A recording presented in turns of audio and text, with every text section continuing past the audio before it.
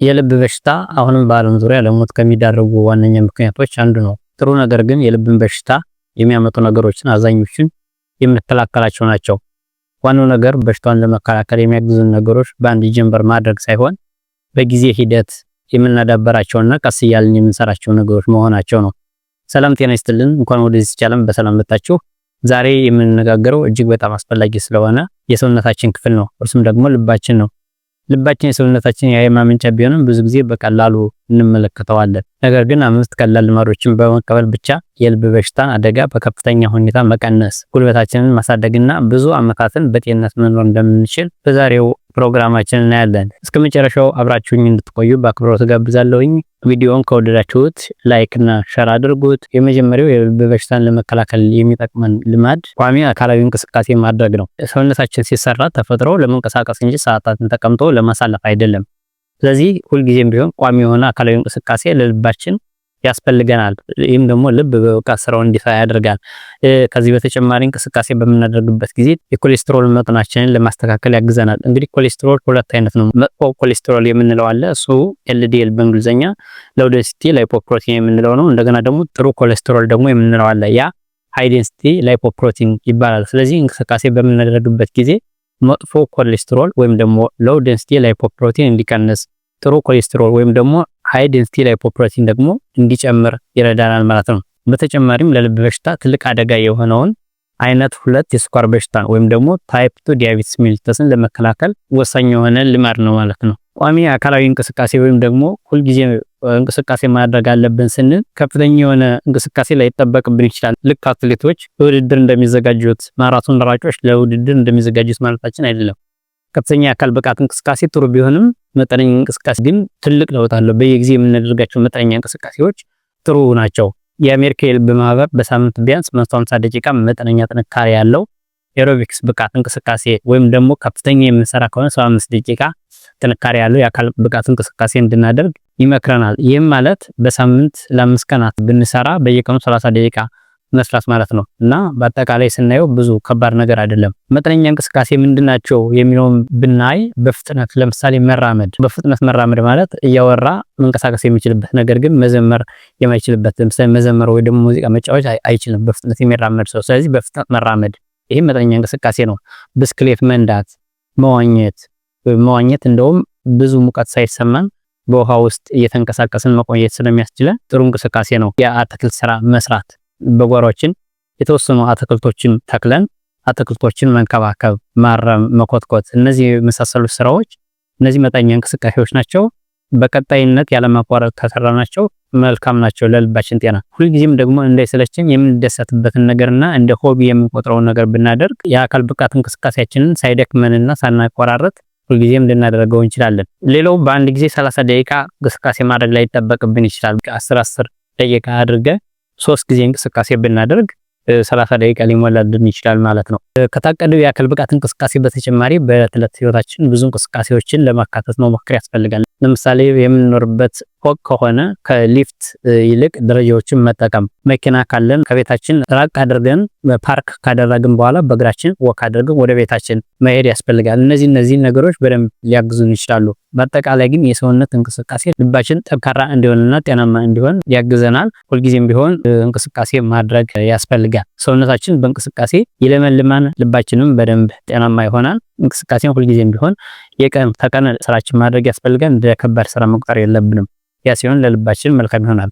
በሁለተኛ ደረጃ የምናየው ሰውነትን በጥበብ መመገብ ወይም ደግሞ ለልብ ጤናማ የሆነ አመጋገብ ማድረግ ያስፈልጋል። ሁልጊዜም ቢሆን ስንመገብ ጤናማ የሆነ የምግብ ሜኑን መምረጥ ያስፈልጋል። እንደውም ፈረንጆቹ ምን ይላሉ? ሰው የሚሆነው የሚበላውን ነው ይላሉ። እና ይሄ በጣም ትክክል የሆነ አባባል ነው። ጤናማ የሆነ አመጋገብ ስንል መራብ ማለታችን አይደለም። ነገር ግን የደም ስርዓታችንን በሚጠቅሙ ንጥረ ምግብ የበለጸጉ ምግቦችን መመገብ ማለት ነው። እንደ ምሳሌ ለማንሳት ያክል ለጤናማ ልብ የሚያገለግሉ ምግቦችን ከዚህ በታች እናያለን። የመጀመሪያው ብዙ ፍራፍሬዎችንና አትክልቶች መመገብ ነው። እንግዲህ ፍራፍሬዎችና አትክልቶች እንደምናውቀው በውስጣቸው ምን ይዘዋል? ቫይታሚን ይዘዋል፣ ማዕድናትን ይዘዋል፣ ፋይበር ይዘዋል፣ አንቲኦክሲዳንት ይዘዋል። ምግቡ ውስጥ ከሚገኙ ንጥረ ነገሮች ቫይታሚኖችና ማዕድናት ዋና ተግባራቸው ሰውነትን ከበሽታ መከላከል ነው። ስለዚህ ሁልጊዜም ቢሆን ቫይታሚኖችንና ማዕድናትን ባበዛን ቁጥር በሽታን የመከላከል አቅማችን እየጠነከረ ነው የሚሄደው። ፋይበርም እንደዚሁ በሽታን ለመከላከል ይጠቅመናል። ሰውነታችን ምግብን በሚጠቀምበት ጊዜ ፕሮሰስ ሲያደርገው በተያያዥ የሚፈጠሩ መርዛማ ነገሮች አሉ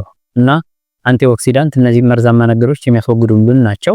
ብዙ ጊዜ የሚገኙት በፍራፍሬዎችና በአትክልቶች ስለሆነ እነዚህም መመገብ ሰውነታችን በመርዛማ ንጥረ ነገሮች እንዳይጎዳ ያደርግልናል። ይህም ለልብ ጤና ጠላት የሆኑትን እብጠትንና የኦክሲዴቲቭ ጭንቀትን ይቀንስልናል። ሰውነታችን ጤናማ ይሆናል፣ ልባችን እንደዚሁ ጤናማ ይሆናል። ስለዚህ በአጠቃላይ ምግብ በምንመገብበት ጊዜ ፍራፍሬዎችንና አትክልቶችን የገበታችን አካል ማድረግ ያስፈልጋል። ከፍራፍሬና አትክልት በተጨማሪ ሙሉ እህሎችንም እንደዚሁ መጠቀም ያስፈልጋል። እንግዲህ ሙሉ እህሎችን ስንል ፕሮሰስ ያልተደረጉ ማለት ነው። ለምሳሌ የተጣሩ አይነት አሁን ነጭ ዳቦ፣ ነጭ ሩዝ ከምናደርግ ይልቅ አጃ፣ ቡናማ ሩዝ፣ ሙሉ ስንዴ፣ ቅንጨ ብናደርግ እነዚህ ያልተጣሩና ፕሮሰስ ያልተደረጉ ስለሆኑ ለሰውነታችን በጣም ጥሩ ነው። ኮሌስትሮልን ይቀንሳሉ፣ ቶሎ ሆድ እንዲሞላ ያደርጋሉ። ፋይበር ስላላቸው ሆዳችን ቶሎ እንዲሞላ ያደርጋሉ። ስለዚህ ፋይበር ደግሞ ወደ ሰውነታችን ብዙ አይገባም። ስለዚህ ሙሉ እህሎችን መጠቀም ለልብ ጤንነት በጣም ጥሩ ነው፣ ኮሌስትሮልን ከመቀነስ አንፃር። ከዛ በተጨማሪ ፕሮቲኖችን የያዙ ናቸው። ለምሳሌ እንደ አሳ፣ በተለይ በኦሜጋ 3 የበለጸጉ አሳ አይነቶች እነዚህ በጣም ጠቃሚ ናቸው። እንደ ሳልሞን አይነት ማለት ነው። የዶሮ ስጋ ጥሩ ነው። ጥራጥሬዎችን፣ ባቄላና ተመሳሳይ የፕሮቲን ምንጭ ያላቸው ምግቦችን መመገብ ያስፈልጋል። በአንጻሩ ፕሮሰስ የተደረጉ የስጋ አይነቶችን ከሱፐርማርኬት የምንገዛቸው ከሆነ ስብ ያላቸው፣ ጮማ ያላቸው የስጋ አይነቶችን እነሱን መመገብ አያስፈልግም። እነሱን የምንመገብ ከሆነ የልባችን ጤና የሚጎዳ ይሆናል ማለት ነው። ሌላ በተጨማሪ ከዚህ ከፕሮቲን ምግብ በተጨማሪ መውሰድ ያለብን ጤናማ ቅባቶች የምንላቸው አሉ። ቅባት ሲባል ሁልጊዜም ቢሆን ሁሉም አይነት ቅባት ልብን የሚጎዳ አይደለም። ጤናማ የምንላቸው ቅባቶች አሉ። ቅባቶችን መፍራት አያስፈልግም፣ መለየት ነው የሚያስፈልገው። ትክክለኛ የሆኑትን ብቻ መምረጥ ያስፈልጋል። ለምሳሌ ከአቮካዶ የሚገኝ ቅባት ከሆነ፣ ለውዝ ከሆነ፣ የወይራ ዘይት ከሆነ እነዚህ በሙሉ ለልባችን በጣም ጠቃሚ ናቸው። ምክንያቱም በውስጣቸው ሞኖ አንሳቹሬትድ እና ፖሊ አንሳቹሬትድ የተባሉ ቅባቶች ናቸው። እነዚህ ሞኖ አንሳቹሬትድ እና ፖሊ አንሳቹሬትድ የተባሉ የቅባት አይነቶች ኮሌስትሮልን ለመቀነስ የሚረዱ ናቸው። በተቃራኒው ትራንስፋት የያዙ ሌሎች አሉ። ትራንስፋት የያዙ ፕሮሰስድ የሆነ ፋት ወይም ደግሞ ቅባት ያላቸው ከሆኑ እነሱ ለልብ እጅግ አደገኛ ናቸው። ኮሌስትሮልን በሰውነታችን ውስጥ ይጨምራሉ፣ ልብን ይጎዳሉ። ጮማ መመገብ፣ ቅቤ መመገብ፣ አጠቃላይ በወተት ውስጥ የሚገኙ የቅባት አይነቶችን መመገብ ለልባችን ጤና አስጊ ነው። ሌላ ከልባችን ጤና ጋር ተያያዥነት ያለው የምግብ አይነት ጨውና ስኳር ነው። ጨው በውስጡ ሶዲየም አለው። ከፍተኛ ሶዲየም ለደም ግፊት አስተዋጽኦ ያደርጋል። ስኳር ክብደትን ይጨምራል፣ እብጠት እንዲፈጠርና ትራይግላይሰራይድ የሚባል እንዲከማች ያደርጋል። ስለዚህ ጨው የበዛበት ምግብና ስኳር የበዛበት ምግብ መቀነስ ያስፈልጋል፣ ከገበታችንም ማስወገድ ያስፈልጋል። ምክንያቱም ጨውና ስኳር ሁልጊዜም ቢሆን ለልብ ጤና ተገቢ አይደለም፣ ከላይ በጠቀስኳቸው ምክንያቶች። ሶስተኛው ለልባችን የሚያግዘን ልማድ ጭንቀትን መቆጣጠር ነው። እንግዲህ በዓለም በተለይ ደግሞ በዚህ ዘመን ጭንቀትን ማስወገድ እጅግ በጣም ይከብዳል። ጭንቀት ከሞላ ጎደል ቋሚ ጓደኛችን ነው። ነገር ግን ስር የሰደደ ጭንቀት አእምሮን ብቻ አይደለም የሚያደክመው፣ በአካላዊ ጤንነታችን ላይ በተለይም በልባችን ላይ ከባድ ጉዳት ሊያደርስ ይችላል። ስለዚህ ስንጨነቅ ሰውነታችን ምንድነው የሚያደርገው? አድሬናሊን እና ኮርቲሶል የተባሉ ሆርሞኖችን ነው የሚያመነጨው። እንግዲህ ሰውነት ጭንቀት ሲገጥመው አደጋ ደርሶብኛል ብሎ ነው የሚያስበው። ከአደጋው ለመውጣት ምንድነው የሚያደርገው? ወይ የሚችል ከሆነ አደጋው መዋጋት ይጀምራል፣ ማይችል ከሆነ ደግሞ መሸሽ ይጀምራል። ይሄ አድሬናሊንና ኮርቲሶል የሚያግዙ ለመዋጋት ወይም ለመሸሽ ነው። ነገር ግን ሁልጊዜም ጭንቀት ሲኖረን እና ሁልጊዜም እነዚህ ሁለቱ ሆርሞኖች ከፍ ሲሉ የደም ስራችን ይጎዳሉ፣ የደም ግፊት ከፍ ይላል። አልፎ ተርፎም ደግሞ ለእብጠት አስተዋጽኦ ሊያደርጉ ይችላሉ። ስለዚህ ሁልጊዜም ቢሆን ጭንቀትን ማስወገድ ያስፈልጋል። ጭንቀትን ለመቆጣጠር የሚያግዙ አንዳንድ ነገሮች አሉ። ለምሳሌ አእምሮ ማረጋጋት፣ የተረጋጋ ህይወት እንዲኖረን ማድረግ፣ ችግሮች ሲገጥሙ ተረጋግተን መፍትሄ መፈለግ፣ በተፈጥሮ ውስጥ ማሳለፍም እንደዚሁ ከጭንቀት ሊገላገለን ይችላል። አረንጓዴ በሆኑ ቦታዎች በጫካ አካባቢ ማሳለፍ ይሄ ከጭንቀት ሊገላገለን ይችላል። ፓርክ ውስጥ መሄድ ወይም ደግሞ በእግር መጓዝ የጭንቀት ሆርሞኖችን እና የደም ግፊትን እንደሚቀንስ ጥናቶች ያመለክታሉ። የትርፍ ጊዜ ማሳለፊያዎችንና የፈጠራ ስራዎችን መስራት፣ ለምሳሌ የምንወዳቸው ነገሮች ካሉ ዜማ ማዳመጥ፣ ማንበብ፣ አትክልት መንከባከብ፣ እነዚህ ከዕለት ዕለት ጭንቀቶች ረፍት የሚሰጡ ነገሮች ናቸው። ከዛ በተጨማሪ ማህበራዊ ግንኙነቶችንም እንደዚሁ ማጠናከር ከጭንቀት ራሳችንን ሊያድነን ይችላል። ከሚወዳቸው ሰዎች ጋር ጊዜ ማሳለፍ፣ ውይይቶችን ማድረግ፣ እነዚህ ነገሮች ማህበራዊ ግንኙነታችን ከፍ ሊያደርጉልን ይችላል። ሌላው ከጭንቀት ሊገላገለን የሚችል ነገር በቂ እንቅልፍ ማድረግ ነው። እንቅልፍን በተመለከተ አንድ የሰራሁት ቪዲዮ አለ። እሱንን ዲስክሪፕሽን ላይ ያስቀምጥላችኋለሁ። እሱንን ብታዩት ጥሩ ነው። እንቅልፍ በጣም ጥቅም አለው። እንቅልፍ ባልተኛንበት ጊዜ የሚፈጠሩ በጣም ብዙ መርዛማ ኬሚካሎች ሰውነታችን እንዲያስወግድ እድል የሚሰጥበት ነው። ስለዚህ በቂ እንቅልፍ መተኛት ሰውነታችን ከጭንቀት እንዲገላገልና በአዲስ መንፈስና በአዲስ ጉልበት እንዲነሳ ያግዛል። ሌላው ደግሞ ከጭንቀት ራሳችንን የምናድንበት መንገድ አይ ማለት ነው። ምን ማለት ነው? አይ ማለት ወሰን ማበጀት የማንችለውን ነገር ሰው ሲሰጠን ሁልጊዜም ቢሆን አንችልም ማለት ያስፈልጋል። የማንችለውን ነገር ከተቀበልን በኋላ እንዴት አድርገን መስራት እንዳለብንና እንዴት አድርገን ያንን ችግር መወጣት እንዳለብን በማሰብ ራሳችንን ጭንቀት ውስጥ ልንከት አይገባንም። ስለዚህ ሁልጊዜም ቢሆን የማንችለው ነገር ካለ አንችልም ማለት ያስፈልጋል እንጂ መጋፈጥ አያስፈልግም። የማንችለውን ነገር እንደዚሁ በቀላሉ ከተቀበልን ጭንቀት ውስጥ እንገባለን። ያ ለልባችን ጤንነት ጥሩ አይደለም። ዋናው ነገር ለእርሱ የሚሰራውን ነገር ማግኘትና ቋሚ ልማድ ማድረግ ነው። ልክ ጥርስን እንደመቦረሽ የጭንቀት መቆጣጠርን የዕለት ዕለት ልማዳችን ማድረግ ያስፈልጋል። ጭንቀትን አስወገድን ማለት ደግሞ ልባችን ጤናማ እንዲሆን ያደረግን ነው ማለት ነው። በአራተኛ ደረጃ የምናየው ለጤናማ ልብ ሊያግዘን የሚችል ልማድ እንቅልፍና እረፍት ማግኘት ነው። ቀደም ብዬ እንደነገርኳችሁ እንቅልፍን በተመለከተ አንድ ቪዲዮ ሰርቻለሁ። እሱን ዲስክሪፕሽን ላይ አስቀምጫለሁ። እንቅልፍን በተመለከተ እንግዲህ እንቅልፍ የአእምሮ እረፍት ብቻ ነው ብለን ልናስብ እንችላለን፣ ግን ለልብ ጤንነትም ወሳኝ ነው። በእንቅልፍ ወቅት ሰውነታችን ወደ ጥገና ሁኔታ ይገባል።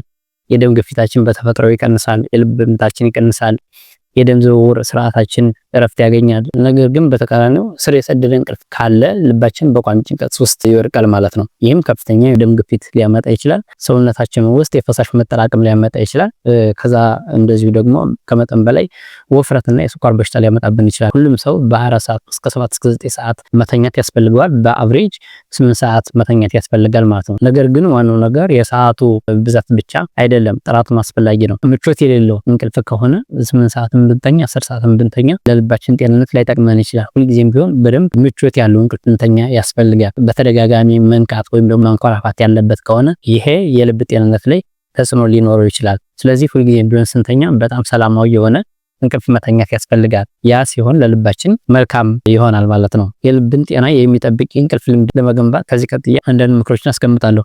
የመጀመሪያው የጊዜ ሰሌዳን መከተል ነው። በየቀኑ ሁልጊዜም ቅዳሜና እሁድን ጨምሮ ሌሎች ቀኖችንም ጨምሮ በተመሳሳይ ሰዓት መተኛትና ለመነሳት መሞከር ያስፈልጋል። ይህም የሰውነታችን የተፈጥሮ የእንቅልፍ ዑደት ለመቆጣጠር ያስፈልገናል። ሰዓቶችን መቀየር የለብንም። 3 ሰዓት ማታ ምንተኛ ከሆነ ሁልጊዜም 3 ሰዓት መተኛት፣ ከዛ ስንነቃ ደግሞ 12 ሰዓት ማታ ምንነቃ ከሆነ ሁልጊዜም 12 ሰዓት ለመንቃት መሞከር ያስፈልጋል። ተመሳሳይ የሆነ የጊዜ ሰሌዳ አይነን በየቀኑ መቀየር አያስፈልግም። ከዛ በተጨማሪ ዘና ያለ የእንቅልፍ ጊዜ ልማድን መፍጠር። ቅድም ለመናገር እንደሞከርኩት ሰዓቱ 8 ሰዓት ስለሆነ ብቻ በእንቅልፍ አግኝተናል ማለት አንችልም። ዘና ያለ የእንቅልፍ ጊዜ ምቾት ያለው ሰላማዊ የሆነ የእንቅልፍ ጊዜ ያስፈልገናል። ከመተኛታችን በፊት ሰውነታችንን ማረጋጋት ያስፈልጋል። ሻወር ወስደን መጽሐፍ እያነበብን ተረጋግተን ብንተኛ ዘና ያለና ጥሩ እንቅልፍ ልናገኝ እንችላለን። የመኝታ ቦታችን ጸጥ ያለ እና ቀዝቀዝ ያለ ቢሆን መልካም ነው። ምክንያቱም በጣም ሙቀት ከሆነ ለእንቅልፍ ምቹ ስላልሆነ ማለት ነው። ከዛ ውጪ ጥሩ እንቅልፍ ለመተኛት ካፌንና አልኮል ያላቸው ምግቦችና መጠጦችን መገደብ ያስፈልጋል። ከሰዓት በኋላ ካፌንን ማስወገድ። ለምሳሌ 9 ሰዓት 10 ሰዓት ከሆነ በኋላ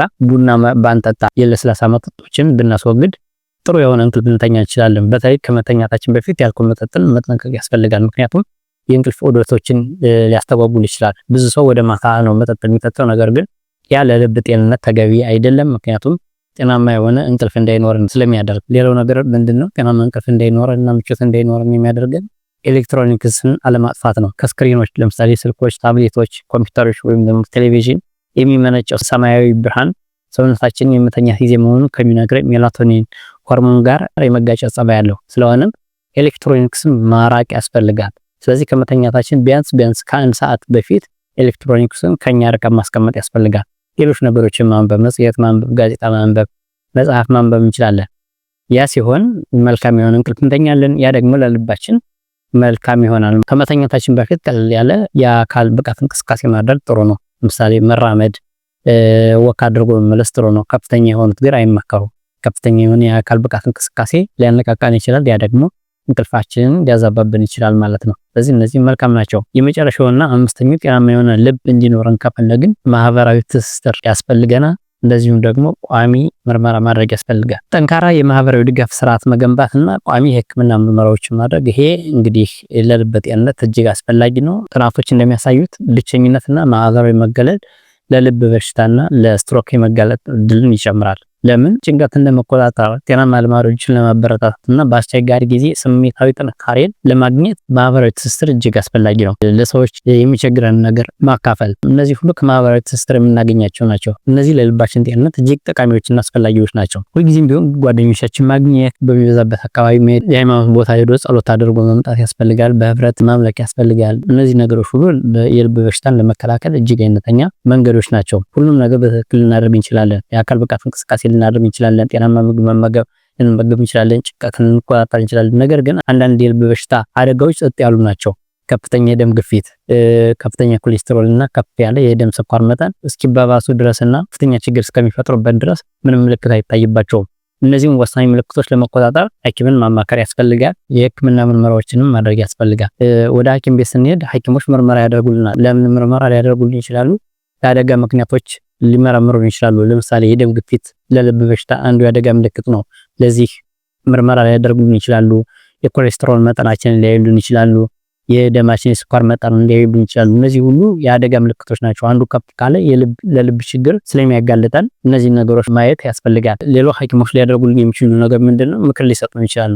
የኛን ጤና በተመለከተ እና የቤተሰባችንን ደግሞ እንደዚሁ ጤና በተመለከተ ምክሮችን ሊሰጡን ይችላሉ። እንዲያደርግ እንዲያታደርግ፣ እነዚህ ምግቦች ተመገብ፣ እነዚህ ምግቦች አትመገብ፣ እንቅስቃሴ አድርግ ብለው ምክሮችን ሊሰጡን ይችላሉ።